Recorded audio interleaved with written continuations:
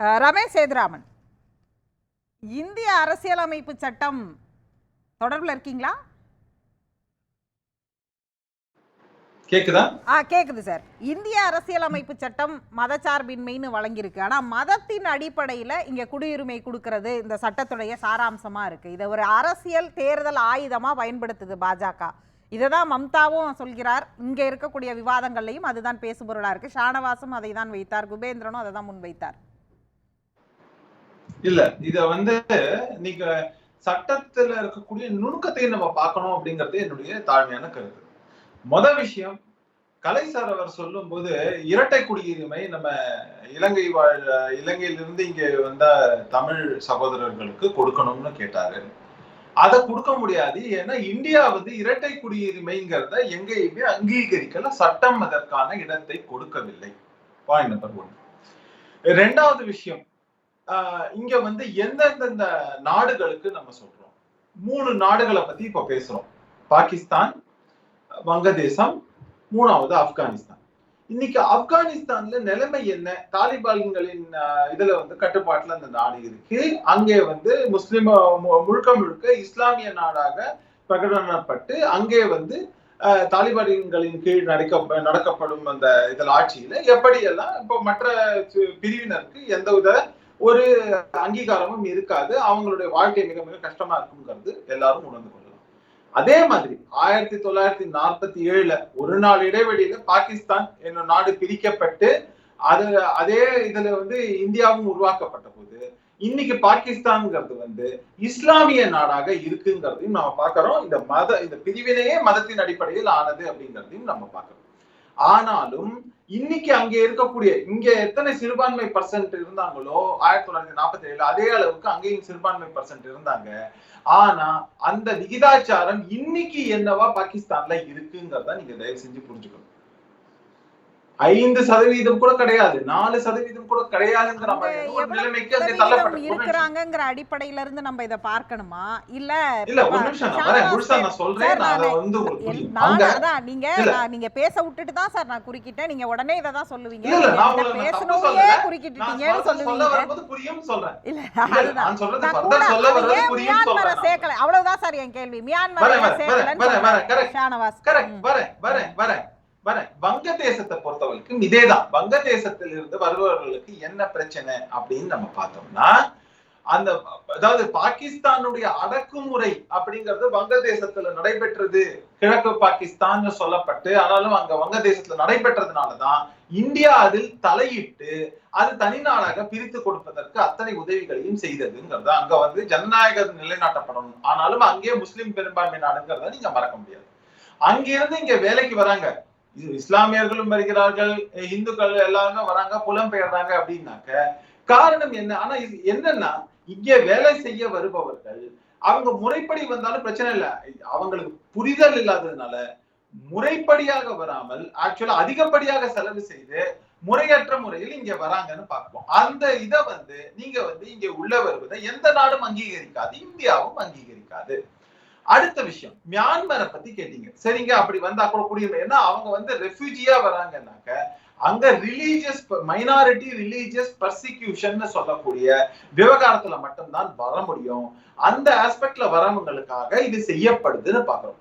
உடனே இவங்க வைக்கக்கூடிய 2 கேள்வி, எங்க பாகிஸ்தான்ல பலூச்சிஸ்தான் எடுத்தீங்கன்னா, பலூச்சிஸ்தான் நிச்சயமா அங்க ஒரு பிரச்சனை வருதுனாக்க எப்படி நம்ம இங்க பங்களாதேசம் உருவாவதற்கு உதவி செய்தோமோ அதே மாதிரி பலூச்சிஸ்தான் ஒரு நாடு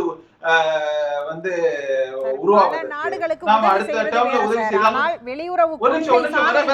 அதுக்காக அவங்கள உள்ள எடுத்துக்க முடியாது. இல்ல ஷியா சுன்னி ரோஹிங்கியாக்கள் இங்க அதிகமா வர ஆரம்பிச்ச காலகட்டத்துல தான் இந்த சட்டமே வருது. நான் அதுக்கு பதில் சொல்றேன், வரேன். நான் நிச்சயமா அதை பதில் சொல்றேன். அதுக்கு முன்னாடி இதை முடிச்சிடுறேங்கிறேன். ஏன்னா இதெல்லாம் டீடைலா வரிசையா வரக்கூடிய கேள்விகள்ங்கிறதுனால இதை முடிச்சுட்டு நான் அதுக்கு வரேங்கிறேன். இங்க என்னன்னாக்க அடுத்தது, எங்க ஷியா சுன்னி உங்களுக்குள்ள ஒரே மதம்னு சொல்றீங்க, பிரிவினை இல்லைன்னு சொல்றீங்க, ஆனா இன்னொரு பக்கம் எங்க ஏற்றத்தாழ்வு இல்லைன்னு சொல்லிட்டு இவர்களுக்குள்ளேயே இந்த மாதிரி ஷியா சுன்னி அகமதியா வரிசையா இருக்கக்கூடியவங்கள இவங்களுக்கு பர்சிக்யூஷன் இருக்கு அப்படின்னாக்க மதத்தின் பெயரால் பிரிக்கப்பட்டது. இவங்களுக்கு இந்த பக்கம் தான் வரணும்னு அவசியம் இல்ல. அவங்க ஈரானுக்கு போகலாம், மற்ற நாடுகளுக்கு போகலாம், ஈவன் பாகிஸ்தான்ல இருந்து ஆப்கானிஸ்தான் போகலாம்ங்கிற மாதிரியான அவங்களுக்கு பல ஆப்ஷன் இருக்கு. ஆனா இந்துக்களுக்கோ, சீக்கியர்களுக்கோ, பௌத்தர்களுக்கோ, இல்லைன்னா மற்ற கிறிஸ்தவர்களுக்கோ இவங்களுக்கு எல்லாம் அந்த ஆப்ஷன் கிடையாதுங்கிறதுனால அவங்களுக்கு உதவி செய்யும் நோக்கங்கிறதுல ஆமா. ஏன்னா அவங்க அதே மாதிரிதான் இங்க என்ன நிலைமை இருக்கிறதோ இஸ்லாமிய பெரும்பான்மைவாத நாடுகள்ல அதே நிலைமை அவங்களுக்கு அடுத்தடுத்து இருக்கக்கூடிய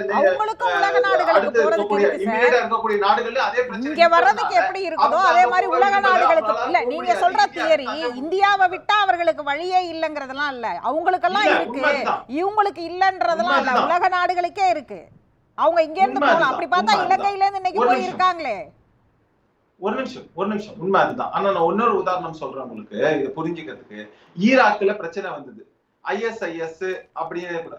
ஆனா அங்க பாதிக்கப்பட்ட மக்களும் இஸ்லாமிய மக்கள்ங்கிறத புரிஞ்சுக்குங்க. ஆனா அந்த நாட்டில் இருந்து அடுத்த நாடு போறதுக்கே இன்னொரு இஸ்லாமிய நாடு பக்கத்துல இருக்கிற நாட்டுக்கே அவங்க அனுமதிக்கவில்லைங்கிறத தயவு செஞ்சு புரிஞ்சுக்குங்க. ஆனா இன்டர்நேஷனலி லாபி பண்ணி ஐரோப்பா எடுத்துக்கொள்ள வேண்டும், அமெரிக்கா எடுத்துக்கொள்ள வேண்டும், கனடா எடுத்துக்கொள்ள வேண்டும் கேட்டுட்டு பேசுவீங்கன்னு நினைக்கிறேன். நான் ரவீந்திரன் துரைசாமி அவர்கள்ட்ட அந்த கேள்வியை வச்சேன். தீவிரவாதத்தை ஒடுக்குவதற்கு பல சட்டங்கள் இருக்கு, அந்த சட்டங்கள்லாம் பயன்ல இருக்கு அப்படின்னா இந்த சட்டமே தேவைப்படாது. ஏன்னா உள்துறை அமைச்சர் சொன்ன அடிப்படையில் இந்த கேள்வியை வைக்கிறேன். ஆனால் இன்னொரு பக்கம் நீங்க சொல்றீங்க ISIS அங்க தீவிரவாதம் இருக்கு, அது பெரும்பான்மை, இங்க பெரும்பான்மைகளாக இருக்கிறங்கிற ஃப்ரேம் தான் கேள்வியே, டிராஃப்ட் தான் கேள்வி. ஏன் அப்படி செலக்டிவா சில நாடுகளை மட்டும் நம்ம எடுத்து வைக்கணும்? தீவிரவாதத்தை கட்டுப்படுத்துறதுனா அதற்கான சட்டங்கள் இருக்குல்ல, ஒரு சில பேருக்கு மட்டும் நம்ம குடியுரிமை கொடுப்பதனால அந்த சட்டங்கள் என்ன ஆக போகுதுன்னு ஒரு கேள்வி இருக்குல்ல. இல்ல இங்க நீங்க மதத்தின் அடிப்படையில் கொடுக்கப்படுதான்னு கேட்டதுக்கான எக்ஸ்பிளனேஷன் கொடுத்துறேன். இந்தியன் கான்ஸ்டிடியூஷன்ல இந்த நீங்க ஏற்றத்தாழ்வுகளை பார்க்க முடியாதுன்னு எதற்காக சொல்லப்படுதுன்னா அது இந்திய குடிமக்களுக்கு அப்ளிகபிளா தான் இருக்குமே தவிர நீங்க வெளியிலிருந்து வரக்கூடிய இந்திய குடியுரிமை இல்லாதவர்களுக்கு நீங்க இதை பண்ணணும்னு அவசியம் இல்ல. ஆனா இதை எதற்காக செய்திருக்காங்கிறது சொல்லிட்டேன். ஓகே, நீங்க உடனே என்ன சொல்றீங்க, ரோஹிங்கியாக்களுக்கு இந்த உரிமை கிடையாதா? கரெக்டான கேள்வி. ஆனா இங்கே மற்ற நாடுகளில் இருந்து தஞ்சம் புகும் அந்த நாட்டின் சிறுபான்மை மக்கள் அங்க போய் ஆயுதம் ஏந்தியோ கிளர்ச்சி செய்தோ மற்ற விஷயங்களை செய்து இந்தியாவிற்குள் வரவில்லை. ஆனா ரோஹிங்கியாக்கள் சொந்த நாட்டிலேயே தேவையில்லாத பல பிரச்சனைகளை செய்து விட்டு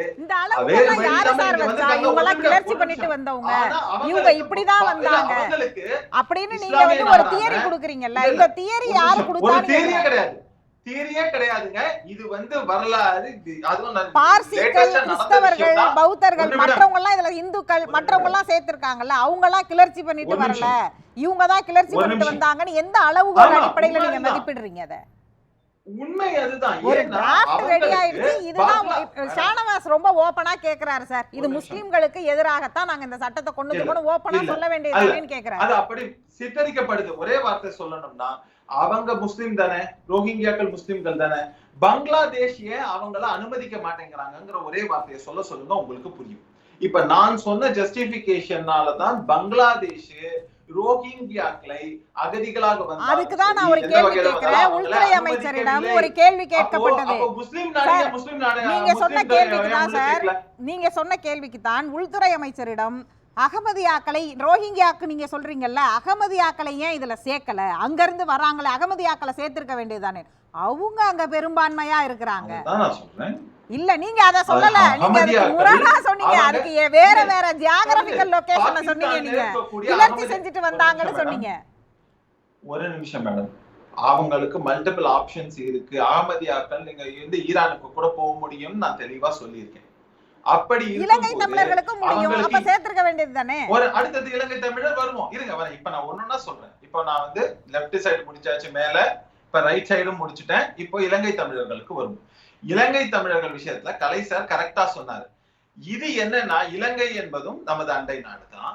அங்க போர்க்கால சமயத்துல இங்க வந்தாங்க. இத்தனை ஆண்டுகளாகவும் நம்ம இவங்களை அகதிகள் முகாம்னு வச்சு அவங்களுக்கு உண்டான விஷயங்களை செய்திருக்கிறோம். இருந்தாலும் அவங்களுக்கு முறையான வாழ்வாதாரம் இத அவங்க ப்ராப்பர் சிட்டிசன்ஷிப். இப்ப நான் என்ன கேட்கிறேன், சிட்டிசன்ஷிப் வேணும்னா முறையா அதற்கான முயற்சிகளை முன்னெடுக்கணும். அப்படி இல்லாம இரட்டை குடியுரிமை நம்ம கான்ஸ்டிடியூஷன் அலோ பண்றது கிடையாது. இல்ல திரும்பி போகணும்னு ஆசைப்படுறாங்க. இன்னைக்கு அமைதியான சூழல் அந்த நாட்டில் திரும்பி இருக்கிறது. போர்க்காலம் அதையெல்லாம் கருத்தில் கொண்டு நிச்சயமா அவங்களுக்கு உதவி செஞ்சிருக்கோம். இன்னைக்கு அவங்க திரும்பி போறாங்க போது அதற்கு ஒரு கிளாஸ் ஆட் பண்ணிருக்கலாமே சார். நீங்க சொல்றதுதான் பிரச்சனைனா சட்டத்துல கிளாஸ் ஆட் பண்ணி இருந்திருக்கலாமே. அதுல என்ன கிளாஸ் ஆட் பண்ணனும்னு எனக்கு புரியல. இன்னைக்கு நீங்க தான ஒரு மதிப்பு இதுதான் பிரச்சனைன்னு நீங்களா சொன்னீங்க இல்லையா ஒரு பிரச்சனை. அந்த பிரச்சனைக்கு ஒரு கிளாஸ் இதுலயே ஆட் பண்ணிருக்கலாமே. ஆட் பண்ணிட்டு இங்கே இருக்கிறவங்களுக்கு அந்த வாய்ப்பை கொடுத்திருந்திருக்கலாம்ல. ஒரு நிமிஷம். இப்படி இந்தியா இந்த போர்க்காலத்துல இங்கே புலம்பெயர்ந்த பல பேர் இந்தியன் சிட்டிசன்ஷிப் வாங்கியிருக்காங்கிறதுக்கு என்னால உதாரணம் சொல்ல முடியும். அதே நேரத்துல இது அவங்களுக்கு இரட்டை மனநிலையோட இருப்பவர்கள் இன்னைக்கு இப்ப திரும்ப போகணும்னு ஆசைப்பட்டாங்கன்னா அதற்கான முன்னெடுப்பும் இப்ப எடுக்கப்படுதுங்கிறத நீங்க ஞாபகம் வச்சுக்கணும். சரி, இப்ப 2019 சட்டம் நிறைவேற்றியாச்சு. என்னமோ சட்டமே இனிதான் நிறைவேற்ற போற மாதிரி நம்ம அதற்கான ஆரிஜின்லாம் பேசிட்டு இருக்கோம். நிறைவேற்றியாச்சுல, ஏன் அமல்படுத்த விடவில்லை? ஏன் இப்ப அமல்படுத்துவதற்கான பேச்சுக்கள் விவாதங்கள் எழுகிறது? கரெக்ட். ஏன்னா பாஜக மேல ஒரு கிரிட்டிசிசம் இருந்தது. ஏன்னா வெஸ்ட் பெங்கால் போனப்ப என்ன சொன்னாங்க, இங்க வெளியே இல்லீகலா வந்தவங்களை நாங்க வெளியேற்றுவோம்னு சொன்னாங்க. ஆனா அதெல்லாம் செய்யலங்கும் போது பாஜக மீதே ஒரு கிரிட்டிசிசம் எழுந்திருக்கு. அதே மாதிரி வந்த பல இந்துக்கள் இப்ப பாகிஸ்தான்ல இருந்து வந்தாங்க, முறைப்படி அமல்படுத்தாதனால நிஜமாவே கண்ணீருடன் வருத்தத்துடன் மட்டுமல்ல உயிர் பயத்துடன் தான் திரும்ப பாகிஸ்தான் பல இந்துக்கள் போயிருக்காங்கிறதையும் பார்க்கணும். அப்படி இருக்கக்கூடிய நிலையில இப்ப நீங்க தான் சொல்ற மாதிரி இருந்தா பண்ண முடியும். எல்லாமே ப்ராப்பரா இம்ப்ளிமெண்ட் பண்ணணும்னு அவங்க நினைச்சாங்க. ஆனாலும் முறைப்படி டயத்தோட செய்யல. அடிப்படையாக நம்ம இந்தியாவுடைய பிரியாம்பல் சொல்றபடி இந்த நிமிஷம் வரைக்கும் அந்த பிரியாம்பல் அப்படியே தான் சார் இருக்கு. மதச்சார்பின்மையை முன்னிறுத்துகிறது. ஆனால் மதத்தின் அடிப்படையில் குடியுரிமை கொடுப்பதை தான் ஷானவாஸ் முதல்ல இருந்து 3 முறை கேள்வி எழுப்பினார். எக்ஸாம்பிள் தெளிவா சொல்லிட்டேன். பிரியாம்பல நீங்க படிக்கிறீங்க, அது இந்தியன் கான்ஸ்டிடியூஷன், இந்தியர்களுக்கு மட்டும்தான் அப்ளிகபிள். இந்திய குடியுரிமை கொடுக்கிறவங்களுக்கு அப்ளிகபிள் இல்லையா? அந்த சட்டத்தின் அடிப்படையில தானே நாளைக்கு அவங்களும் இங்க வாழ போறாங்க சார். அவங்க வாழும்போது அவங்களுக்கு குடியுரிமை கொடுத்ததுக்கு அப்புறம் அவங்களோட சிட்டிசன்ஷிப் என்ன அப்ளிகபிள்? குடியுரிமை கொடுக்கிறதுக்கு ஒரு சட்டம், குடியுரிமைக்கு அப்புறம் அவங்க வாழ்றதுக்கு ஒரு சட்டமா சார்? நிச்சயமா ஒரு நாட்டின் குடிமகனாக ஒரு நிமிஷம் மேடம், ஒரே நாடு இஸ்லாமிய நாடு தான் ஐக்கிய அரபு எமிரேட். இல்லைன்னா நீங்க சவுதி போங்க, அங்க நீங்க சிட்டிசன் ஆக முடியுமா? எத்தனை வருஷம் இருந்தாலும் ஆக முடியாது. நீங்க வேணா நீங்க என்ன வாங்கலாம்னாக்க அங்க இருப்பதற்கான ரெசிடென்ட்ஷிப் வாங்கலாமே தவிர சிட்டிசன்ஷிப் வாங்கவே முடியாது என்னைக்குமே. தயவு செஞ்சு புரிஞ்சுக்குங்க.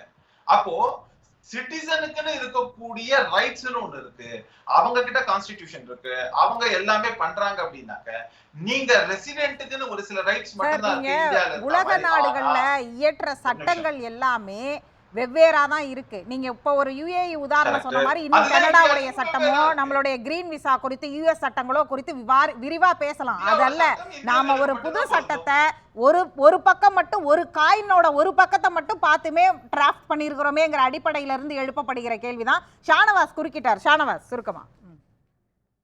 இல்லைங்க, யுஏஇ இந்தியால இருந்து முஸ்லீம்கள் வந்தா ஏத்துக்கிறோம், வேற யாரும் வந்தா தரமாட்டோம்னு சொல்றாங்களா? அவன் எல்லாருக்கும் அதே சட்டத்தை தானே ஃபாலோ பண்றான். உலகத்துல இருந்து யார் வந்தாலும் அதுதாங்க, யாருக்கும் கொடுக்கல. நீங்க அப்படி அவனுடைய பார்வையில் சட்டம் அவனுக்கானது, மற்ற எல்லோருக்கும் ஒரே அளவு தான் வைக்கிறான். ஆனா இங்க நீங்க அப்படி இல்ல. அதைத்தான் சொல்றேன். நீங்க இந்நாள் வரலாம், இந்நாள் வரக்கூடாதுங்கிறீங்க, இந்நாளுக்கு தருவோம், இந்நாளுக்கு தர மாட்டோங்கிறீங்க. இதுதான் பாகுபாடு. உலகத்துல எங்கேயுமே இப்படி ஒரு பாகுபாடு சட்டம் கிடையாதுங்க. ஒரே நாட்டுக்குள் வரக்கூடிய மக்களை ஏன் சவுதி ஏத்துக்கல? நீங்க அத சொல்லுங்க. அப்படி கேட்டீங்கன்னா நீங்க கேக்குறீங்கல்ல பெரிய பாகுபாடு. ஏங்க ஈராக்ல இருந்தோ இது வரவங்களையோ இல்லன்னா மற்ற அதே மாதிரியான கான்ஃபிளிக்ட் இருக்கக்கூடிய நாடுகள், இஸ்லாமிய நாடுகள்ல இருந்து வரக்கூடியவர்களை ஏன் சவுதியோ